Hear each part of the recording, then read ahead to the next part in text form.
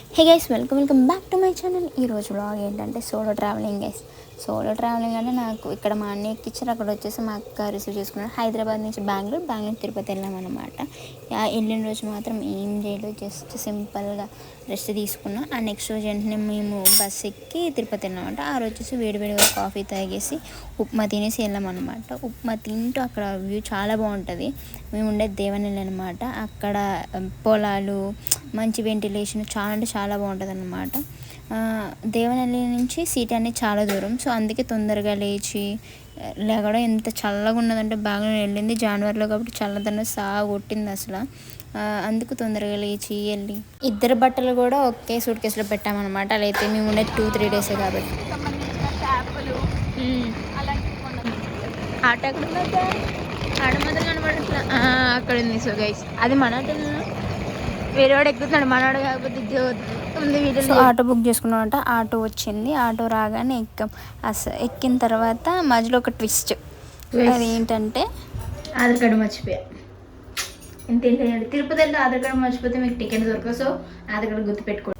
అలా సగం దూరం వెళ్ళేది, మళ్ళీ వెనక్కి ఆధార్ కార్డు తెచ్చుకున్నాను అనమాట. కానీ బెంగళూరులో చల్లదనం అయితే చాలా ఉందన్నమాట. దాంతో ట్రాఫిక్ ఒకటి, బెంగళూరులో మస్తు ట్రాఫిక్ అనమాట. అలాగ సిటీకి రీచ్ అయిపోయి అక్కడ బస్సు ఎక్కేసి ఇంకా అలాగే వెళ్తుండే ఒక స్టాప్లో ఆపారనమాట. బెంగళూరు నుంచి తిరుపతి ఒకటే స్టాప్ ఉంటుంది. ఆ స్టాప్లో ఏంటంటే మేము అసలు ఏం తినాలని అర్థం కాలేదు. కాకపోతే దాహం వేస్తుంది, తినాలనిపిస్తుంది. కానీ ఇది డ్రాగన్ ఫ్రూట్ ఐస్ క్రీమ్ అనమాట. ఇది కొన్న తర్వాత అందరూ 2 స్పూన్లు తిన్నామంట. ఆ అక్క అయితే తినలేదు, నేనే తిన్నాను. అయితే వేస్ట్ అయిపోయింది, అసలు పాడేయాల్సి వచ్చింది. ఇంకా కానీ టేస్ట్ అయితే చాలా బాగుంది.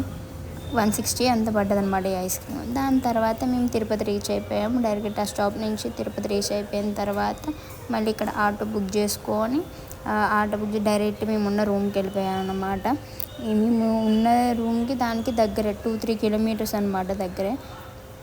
ఇంకా దాని తర్వాత హోటల్కి రీచ్ అయిపోయాం అనమాట. హోటల్కి రీచ్ అయిపోయిన తర్వాత అందులో ఫస్ట్ మేము బుక్ చేసిన ఒక రూమ్లో అందులో అస్సలు బాగాలేదు. రూమ్ నచ్చక, ఎందుకంటే రూమ్లో మధ్యలో పిల్లర్ వచ్చిందనమాట. అందుకు నచ్చ ఇంకొక రూమ్ చూసాం, అందులో ట్విన్ బెడ్స్ ఉంది, అదే నచ్చలేదు. ఇంకొక రూమ్ చూసాం, అందులో కొంచెం మంచిగా అనిపించి లాస్ట్ 4th రూమ్ చూస్ చేసుకున్నాం అంట, 2nd ఫ్లోర్లో. కానీ దాని తర్వాత రోజు ఇంకా పడుకొని డైరెక్ట్ లంచ్ చేసేసాం అనమాట. లంచ్లో ఏం తిన్నామంటే చాలా అంటే చాలా టేస్టీగా ఉంది ఫుడ్ అయితే. అనుకున్నాక नॉर्थ शेफ या चाइनीज शेफ या साउथ शेफ? चाइनीज वाला बनाया हाँ पक्का ना?